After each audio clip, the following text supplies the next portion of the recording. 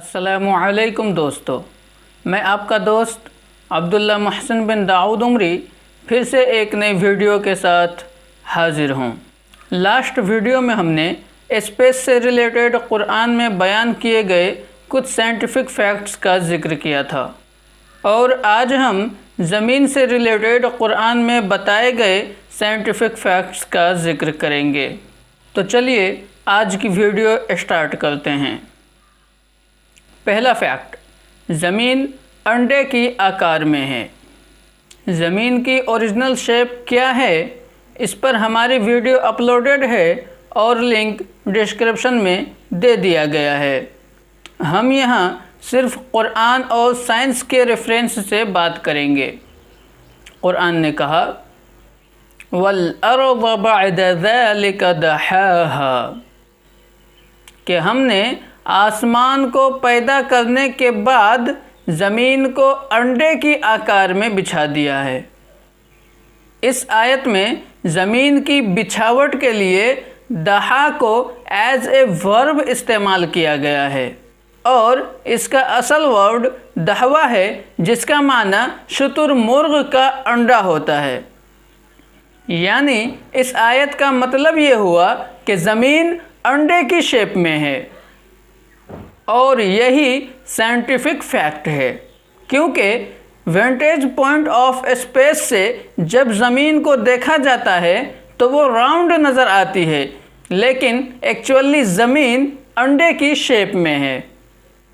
ये मैं नहीं कह रहा, आप खुद देखें।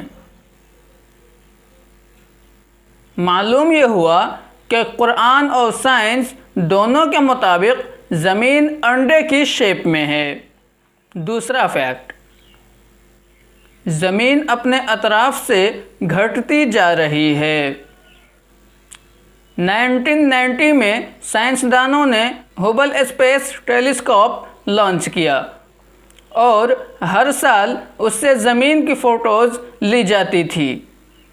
फिर कुछ सालों बाद जब उन फ़ोटोज़ को देखा गया तो साइंसदानों को ये महसूस हुआ कि ज़मीन दिन ब दिन घट रही है।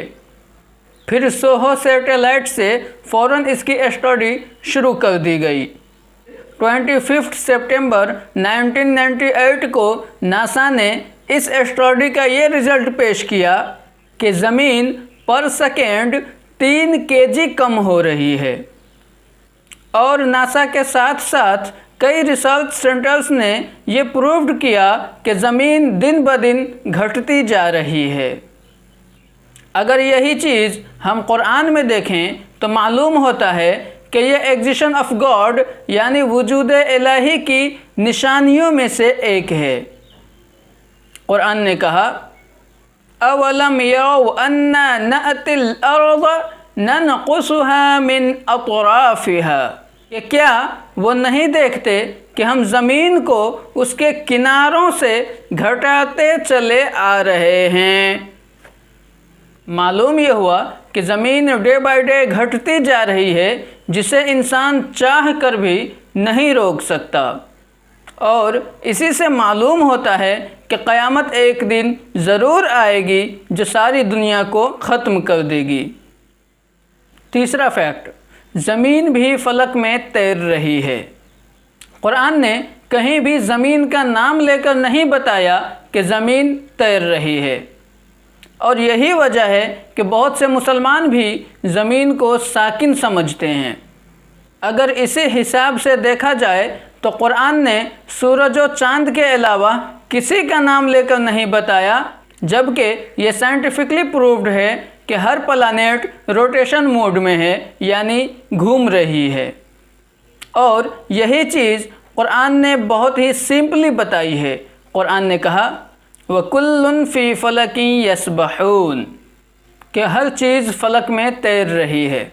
इंशाअल्लाह सोलार सिस्टम और कुरान पर एक मुफस्सल वीडियो अपलोड की जाएगी। चौथा फैक्ट, टोटल ज़मीन 7 हैं।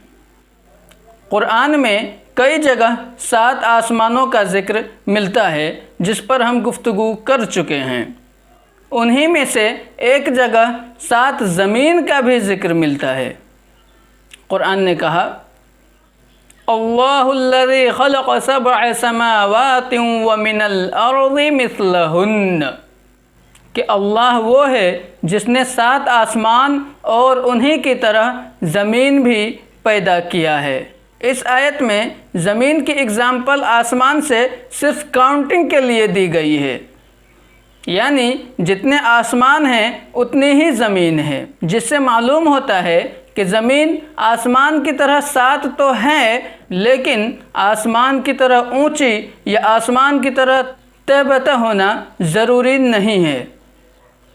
मतलब ये कि एक ज़मीन मार्स और वेनस के बीच में है तो दूसरी ज़मीन मरकरी से पहले या प्लूटो के बाद भी हो सकती है, या फिर सोलार सिस्टम के ही प्लैनेट्स दूसरी 6 ज़मीनें हो सकती हैं। लेकिन आज तक साइंस ने किसी दूसरे प्लैनेट को ज़मीन साबित नहीं किया है। अलबत्ता साइंस की कोशिश जारी है और हमें उम्मीद है कि ये कोशिश ज़रूर कुछ बेहतर रंग लाएगी। आज की वीडियो में इतना ही। अगर वीडियो अच्छी लगी हो तो लाइक, कमेंट और शेयर ज़रूर करें, और ऐसे ही इन्फॉर्मेटिव वीडियोज़ पाने के लिए हमारे यूट्यूब चैनल को सब्सक्राइब करें और हमारे फेसबुक पेज को भी फॉलो करें ताकि वहाँ पर हमारी लाइव बातचीत हो सके। फिर मिलेंगे एक नए वीडियो में, तब तक के लिए फ़ी अमानिल्लाह। अस्सलामु अलैकुम व रहमतुल्लाह।